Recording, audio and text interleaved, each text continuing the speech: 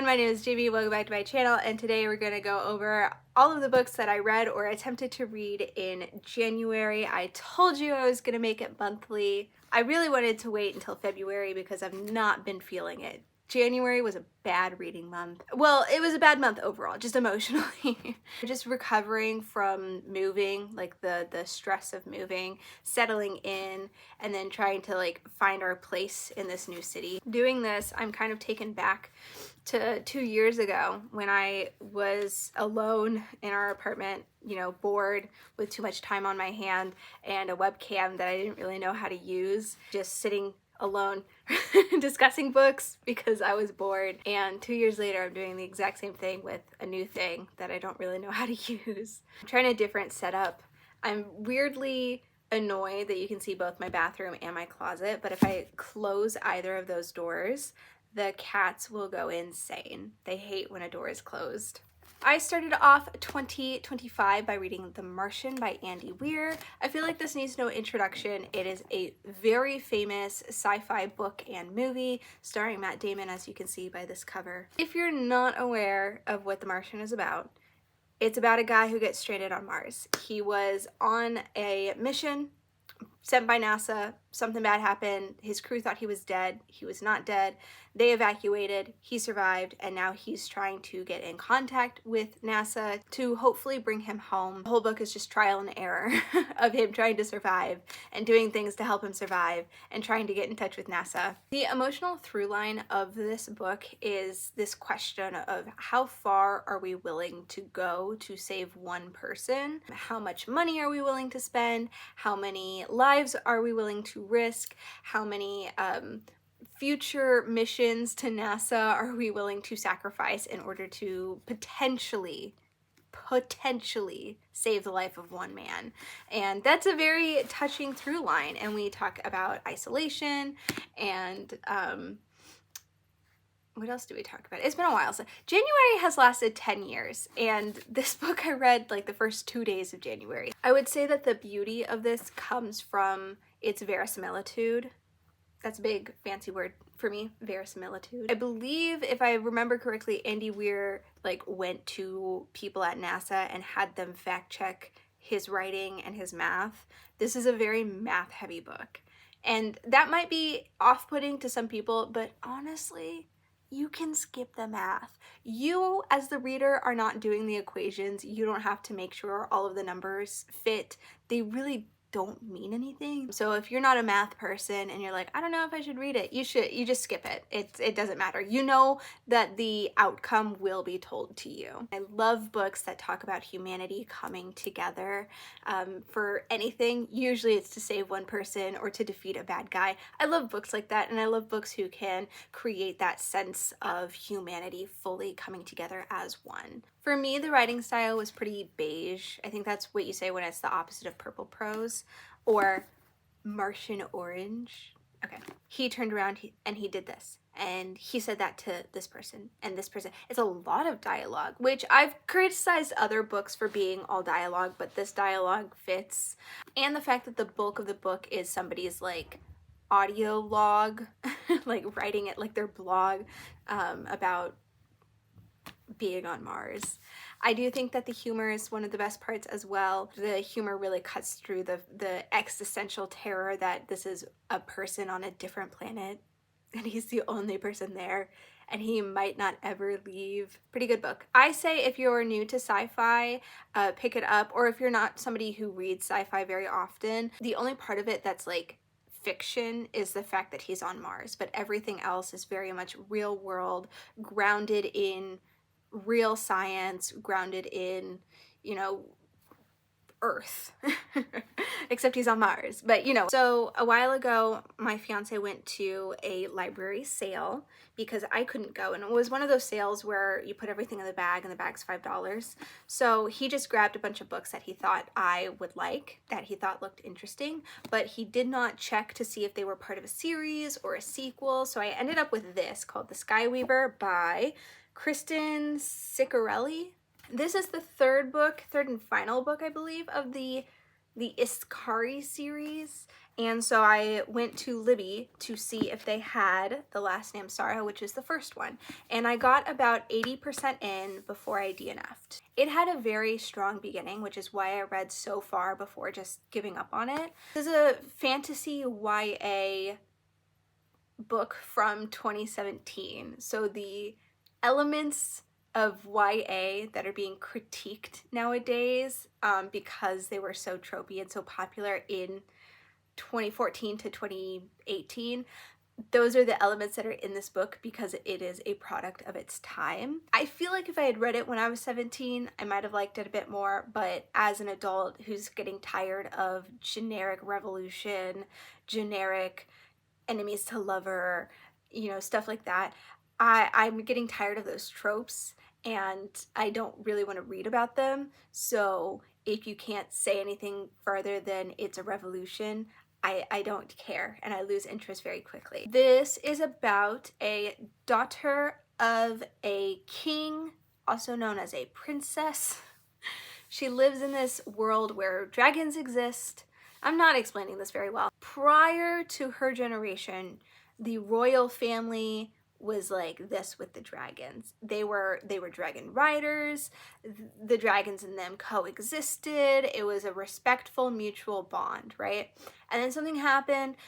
The dragons betrayed the human. The main character's grandmother decided to what's the word? Exile the dragons. Now, the main character, her name is Asha, her job is to hunt the dragons. Now, Asha did something really, really bad, and now she has to repent. And part of her repenting is hunting the dragons, and another part is that she has this arranged marriage to the commander of the army, basically. So her betrothed is very abusive. Not just to her, I mean, he's pretty controlling and gross to her, but she's the princess, so he's not as abusive to her, but to like the other people close to her, and she watches him be an abusive jerk over and over again, and it's very clear to everyone that he's going to assault her. Like, Asha's upset about being married and being tied to him, but she's like worried about going to the wedding bed. And like her brother, the prince, also seems to understand that. Her cousin, the other people in her family, they like seem to understand that if they get married, he's going to not ask for her consent. There was a lot of lore. So for example, there's this whole idea of how the old stories have like a power of their own. So the dragons and the people, like they share old stories together, they share stories together, and that it's in and of itself has this power and creates this like bond between the people and the dragons. And obviously when the dragons were exiled, the old stories were also banned, and there was this idea that if you told them, you became wicked or you became like sick, you like fell ill because you were telling stories. And I love that. I love when like storytelling in and of itself is a power. I feel like that is always 100% forever going to be an amazing piece of lore in world building. I haven't seen it done very much in fantasy books of this caste system with like rigid rules about like who can touch who and things like that. And I just really liked that. I was like, oh, this is interesting, having all these rigid rules help me understand what kind of world we were in because of that. The reason I need to talk about this book is because of the slavery. I'm going to preface this, maybe it's my white guilt making me feel a bit weird talking about slaves, but the dragon queen, the grandmother, she enslaved these people called the Scrawl. It's never really explained if this is a ethnic group, if this is another country, if this is just like a lower class. This is just the name for like a lower class. I mean, none of that would excuse the fact that they're enslaved, but it's just a bit weird that there's so much world building and yet that's not explained. So the whole love story is that her betrothed has a personal slave or whatever who very quickly is like super into Asha. Like he's fully not adhering to these rigid laws of like not touching her and like looking her in the eye. And I thought that was cool. It was like a very intense meeting scene, but like the fact that he's so into her already was a bit weird to me. I was like, okay, I don't know you yet, and it doesn't look like she knows you either. And then because he like broke these rules, he's being punished, and so Asha rescues him and hides him from his, I hate to say it, his master. They say it. This is what the book says. This is not me. They call him a slave and they call him a master over and over and over again. And I was like, I don't know how I feel about this whole like power dynamic of the fact that she is literally a princess of the family that enslaved his people, and he is a slave, and she calls him a slave, and she calls him the guy's property. I forget the guy's name. Also, it doesn't really say anything about her like beliefs on slavery. We have to start at the root of the problem. So when reading this book, you can definitely feel the influence of Game of Thrones and How to Train Your Dragon, which I'm not saying is a bad thing, because Game of Thrones and How to Train Your Dragon in 2017 are like the biggest dragon media. I'm sure a lot of people were drawing inspiration from that, but it's one of those things where it's not derivative, but once you see the like parallels, you can't really get it out of your head. For example, it's set in a mountainous / desert region. The main character, her name is Asha, but she goes by this title called the Iskari, which is very similar to how Daenerys is Daenerys or Dany, but goes by Khaleesi. You know, both she and Daenerys are from a family where dragons were a big part of their history, but dragons are no more. But then she and Daenerys reconnect with dragons. Like, obviously, I feel like that's pretty par for the course when it comes to dragon media. But there's the How to Train Your Dragon thing, where a lot of the names sound almost Nordic. Name of the country is Figard, but like 2 A's, Figard. So, you know, the fact she's supposed to be a hunter, she doesn't hunt them, she rides them. Sorry, big spoiler, but she rides the dragons. And another parallel to Game of Thrones is that these slaves wear slave collars, which is a choice. They're wearing these like metal collars, and obviously Daenerys Targaryen is the breaker of chains. And I mentioned there's some generic revolt. There's some sort of rebellion brewing, and she happens to find herself in it. It's one of those things where it's like the people she's around are a part of it, and so then they just pull her into it, not her making the direct decision to become the rebellion, which I don't like, but that is what happens in a lot of YA novels. I don't know why. And it's very clear that she was going to be like the breaker of chains. She was going to learn that slavery is not good. I eventually just got bored with it, and I didn't like where the messaging was going, so I just kind of stopped reading at 80%.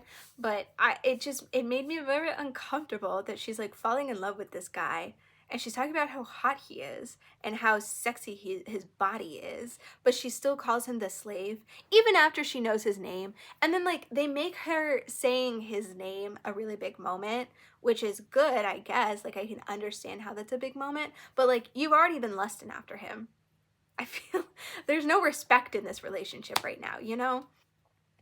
Oh, the guy that she was married to or about to be married to, that's like Joffrey. Like it was Joffrey level assholeness and like abuse. Oh, another thing. So the Spare, you know, there's an heir in the Spare. The Spare, her uncle, fell in love with one of the grandmother's slaves, and they had, I forget her name.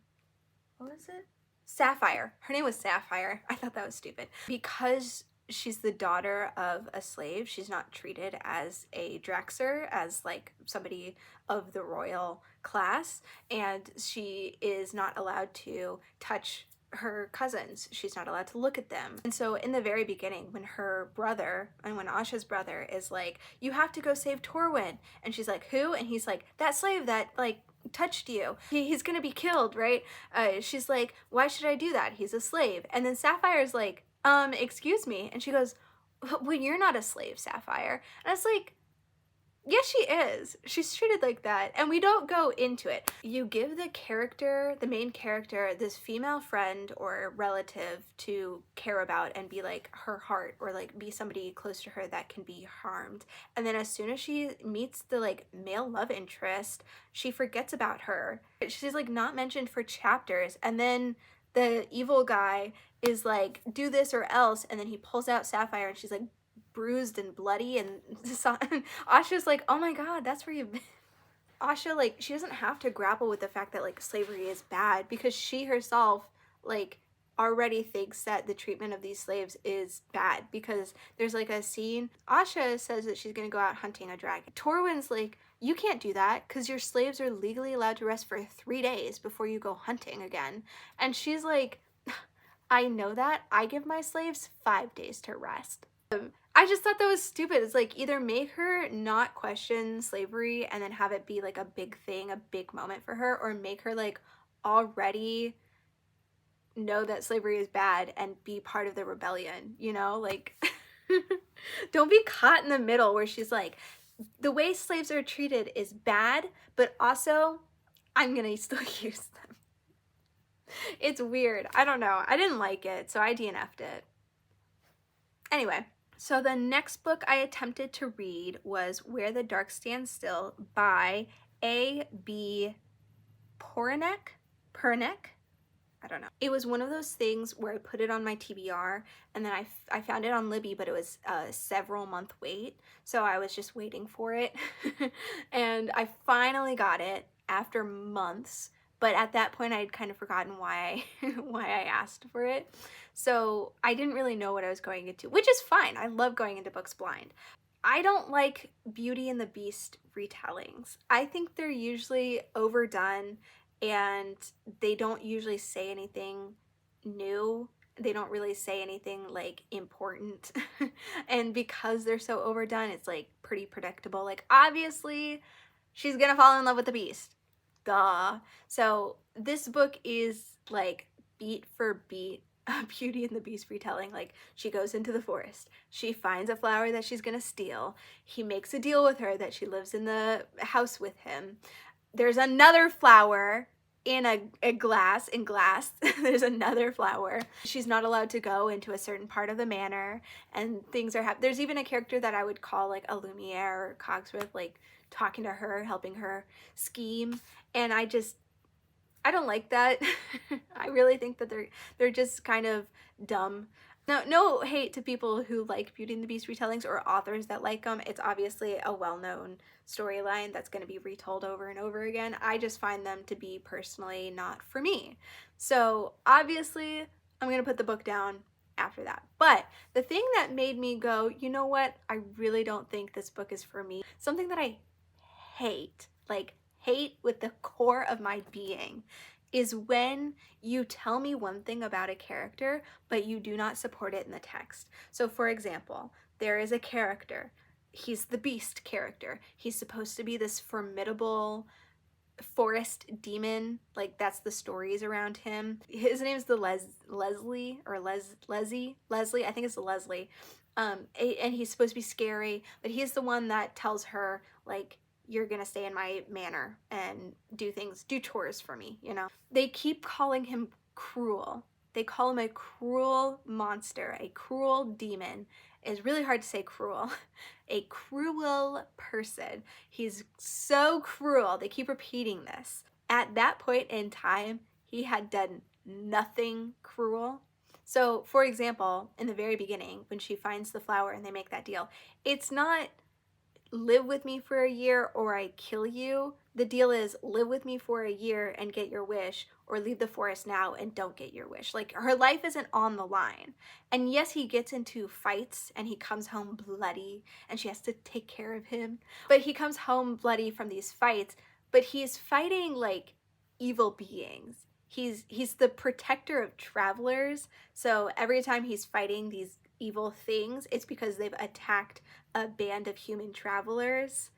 And so, like, at this point in time, he's done nothing to be called cruel. He's not harmed anyone except evil beings. He's a little bit rude to our main character, and I guess that's the beastly part of him. But he's like rude in an endearing way. I really hate when you're telling me that this character is cruel, or this character is evil, or this character is morally gray, but they're not doing anything to be cruel or morally gray or yeah, so that made me put it down pretty quick. I don't think I even got halfway through that book. At that point in time, I was running into a bit of a slump, so I was like, let me read these shorter books that I have. I found this book. It's called Star Cat by Andre Norton and Dorothy Madley. Andre Norton and Dorothy Madley. It's tiny. A children's book from the 70s. I found it in like one of those bargain bookstores for 35 cents, and I like weird old books, so I got it. And the premise of this book is that cats are actually alien beings that are a superior race, and in our ancient times they came down and they were once friends with the humans, but then the humans were not friendly and so they left. But there were a few cats that like had changed too much, they had evolved too much, so they couldn't leave with them. But now something bad is happening to Earth, and so they've come to return and get as many of their cat kin as they can and then take them to the safety of their planet. While they're down there, two of the field agents bond with orphans, and that's pretty much the whole book.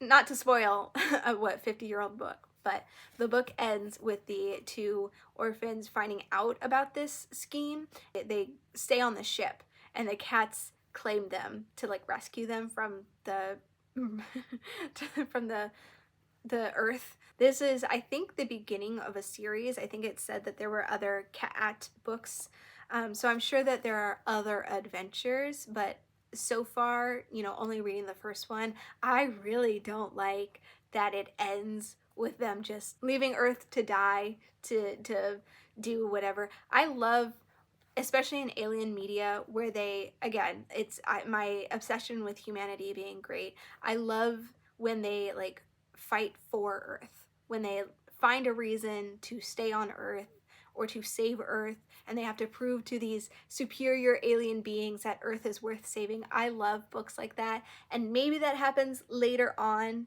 at the end of the adventures, but this book, obviously, it ends with them leaving Earth and not caring because they don't have family there to care about, so why would they? And I just didn't like it. And then I attempted to read The Appointment by Katerina Vlachmer.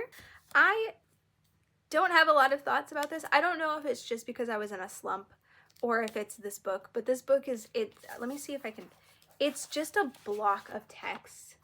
Like, so the whole idea is that the narrator has gone to the doctor for whatever reason. I don't know why. It seems like a gynecology appointment because she keeps talking about how the doctor is like between her legs. She's just talking about her life and her struggles and this and that. And it starts off with like, this is a German author, by the way. I feel like I should preface this. This is a German author writing absurdist media.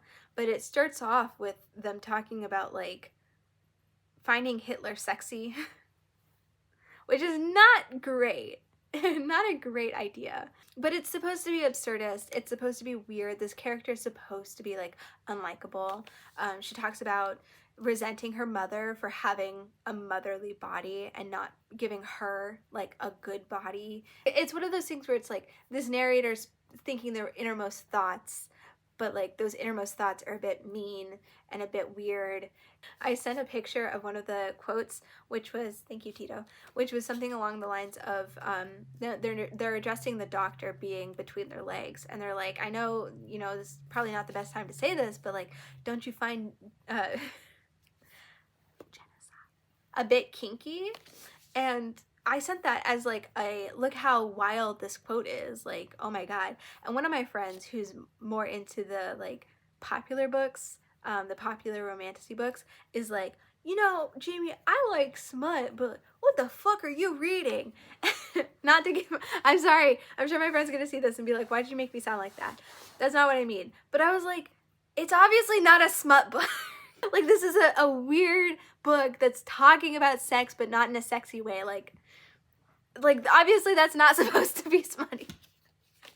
You think I would read about that in like a positive light? No, this is supposed to be showing how absurd this is. So I stopped about halfway through because it, like I said, it's just a block of text and it's so hard to like get through. And because there's just beep bopping around between thoughts, and all of these thoughts are so like mean-spirited and negative, it's just like hard to get through. So I was like, you know what? It is short enough and I think I'm smart enough to understand it. I want to come back to it, but also, like, I don't know if I will. Some weird books for weird girlies are just too weird for me, you know? I'm not weird enough to be a weird book girly. So then I was in a really, really, really bad slump. And I had just collected all of the first series of the Warrior Cats, the first 6 books. I love rereading books from my childhood, obviously, so let me reread them. And then I thought, you know, if I'm going to be reading them, I might as well do a recap video like I did with my Animorphs. I know I haven't finished it. And then, you know, I'm reading old classic books that I love. It'll help. It'll help me get through this slump. So I started, I'm on the 5th book. So I've read 4 of them. I'm in the middle of the 5th one, and I've got my like list of notes of like all the major talking points, and I'm just now realizing that I think it's kind of a stupid idea. I'm gonna finish reading them because the series holds up and it's a good series, but I don't know if I'm actually gonna make, I've just like spent so much time writing down these notes, but then I'm like, what's the point of just recapping all of the events instead of doing like a Jenny Nicholson style breakdown and doing all that research, which I don't even know if there is research on it. So I don't know, maybe it was all for naught, but if you want to see that, I mean, let me know. I'll do it. I mean, I have the notes for it, but I was just sitting there going like, there's so much happening. My video is not going to do it justice, you know, but that was all of the books that I read in January. I'm probably going to finish the last of the Warrior Cats by the end of January. But yeah, pretty bad reading month. I only read 2 actual books. I DNFed everything else, and I've just been in a slump, and I've been freaking out about everything. Obviously, moving to a new city, not knowing anybody. I mean, people will be meeting people and they're like, oh, you know this restaurant? I'm like, literally just moved here. No, I don't know anything. I think that's gonna be it from me. There's really nothing else to talk about. I didn't read that much. It's been a bad month, but I guess I did complain a lot because this video is already 40 minutes. Alright, that's gonna be it for me. Thank you for watching my channel. If you have any book recommendations, put them in the comments, I guess, because I got nothing. I got these books. I don't want to read them. But anyway, that's gonna be it for me. Thank you. Bye. Yeah, it would be wonderful if this channel finally took off and I wouldn't have to get a real job. Just saying, that would be great.